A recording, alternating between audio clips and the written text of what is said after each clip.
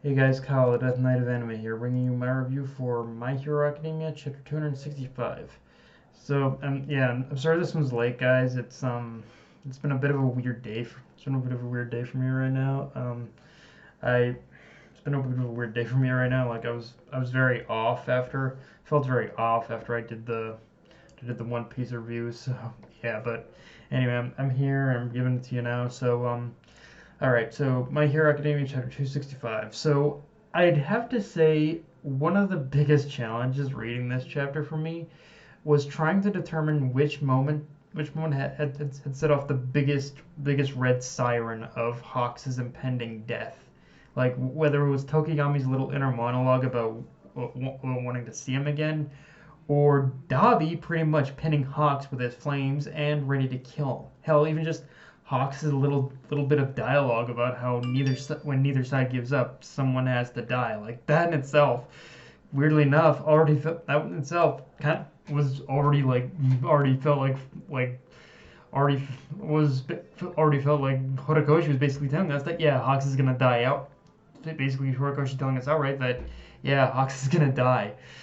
How and as I said, those red flags at this point have just officially reached red siren status. Like all the like everything that happened in this chapter all kind of revolve around the very real revolve around the idea that yeah, at this point all the pieces are in place and the stage has been perfectly set for Hawks' death. And really from here it's just a matter of how the execution plays out, about how things play out from here.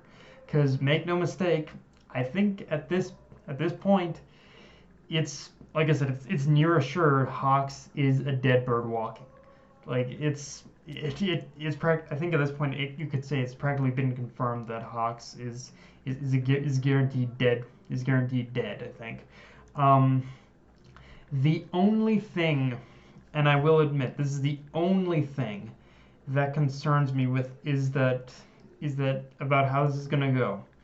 Is that even though there are so many emotional cues about this chapter that pretty much say Hawks is going to die, the way the chapter ended, it just as easily could go the route of Endeavor arriving just in time to save him.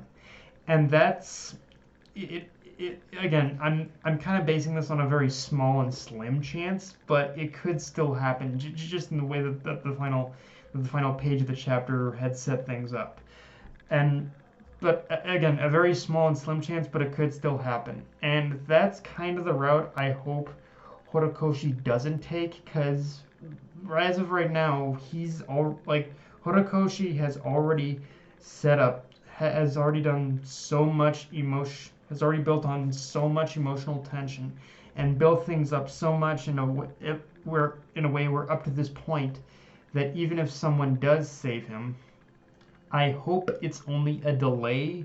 I hope it only acts as a delay before his actual death, because one thing as well that I realized reading this chapter is that considering that Tokoyami he looks up to Hawks like a brother, and it would be just as impactful to see him witness Hawks die as it would Endeavor. But if the death is completely written off, then we're gonna have some problems.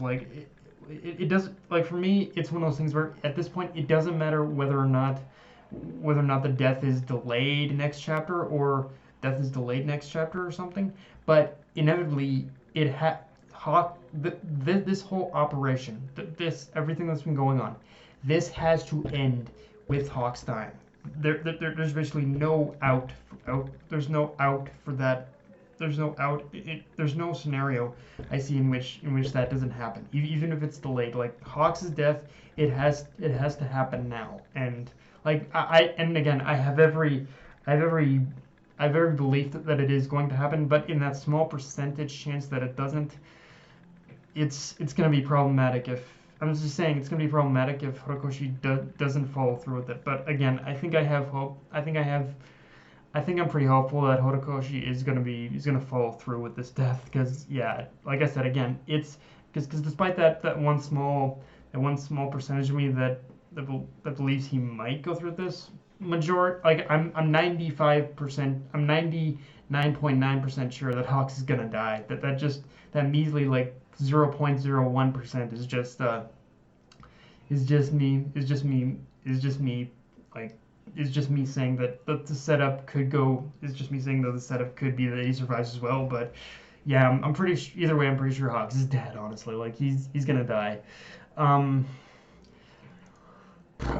Now, with all that being said, though, with all that being said about Hawks, though, let's talk about Twice, cause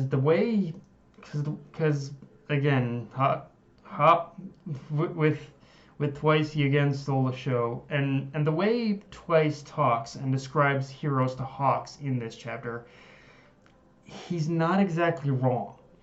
If you really look at the series thus far and everything that's been going on, all heroes have ever done in this society is fight criminals, lock them up, rinse, repeat, recycle, the same shit. But they've done the same exact thing over and over and over again. But they've never actually tried to help the people they dub as quote unquote villains, or even try and understand them on any sort of base level.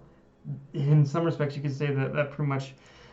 In some respects, you could say that heroes fight villains in the same manner that pretty much a hunter would basically treat an animal. That they pretty much just hunt them down for sport. And that in some respects is largely what heroes have done throughout this whole series, without ever even trying to understand them.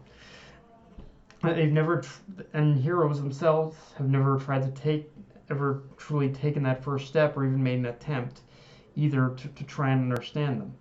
The only ones who have done that throughout the series are the only ones who have tried to legitimately understand where the villains are coming from are Izuku, his classmates, and All Might. But to be fair, for as much as All Might has tried to be different in this regard, he's just guilty of that as well, in his attempts to basically uphold the symbol of peace image to the world. Like that symbol of peace image is largely what blinded him to promote the greater problem. And what's even funnier is that if you remember earlier on throughout the series, Hawks spoke at great length to Endeavor about how his dreams for a world at peace, about his dreams for a world for the world to be at peace without any like heroes or villains fighting each other, or just in a place where humans and villains can at least somewhat understand, where heroes and villains can somewhat coexist or something like that. And right now, Hawks is acting the exact opposite way of those ideals, and no better than any other hero now. In fact, I think even bordering on the line of something closer to a genuine villain at this point. Whereas with Dubby and Twice are ironically acting much more heroic, which is again appropriate considering the title, like heroes and villains. Like it really just kind of fits. It really just kind of fits considering that one side is acting slightly more heroic, the other acting a little bit more villainous. At least when it concerns Hawks, right? Or at least when it concerns Hawks right now. But yeah, like Hawks is just kind of like you can see Hawks is definitely fighting with himself in order to hold on to his ideals, but at the same time he's also doing this because he's been ordered to. So it's like he's really struggling in order to find this weird middle ground for himself, but it's just going in that middle ground is not working. Now one thing I gotta ask about this chapter is what was that pretty much the extent of Re-Destro's role in this whole thing? Just a simple 1-2 brawl with Tokoyami? Because if so, then yeah, Re-Destro has really been getting the shaft ever since being defeated by pretty much Shigaraki. And I really hope he has his moment before shit actually starts hitting the fan heavy, because right now it feels like Horikoshi has degraded Re-Destro to comic relief, when I was really hoping for him for more and for him to have a moment. But for now, he's just a glorified figurehead, which, yeah, kind of fix that, please, Horikoshi. Um, One final thing to bring up as well is and it's gonna sound weird, is that I really like how a lot of the shading was done on this chapter. I mean, Horikoshi's shading work has always been amazing with this, but with this week's chapter, it feels like it was utilized in such a way that gave a lot of key moments in it a more defined look that really emphasized the impact of scene. Probably overthinking things, but that's definitely how I saw it.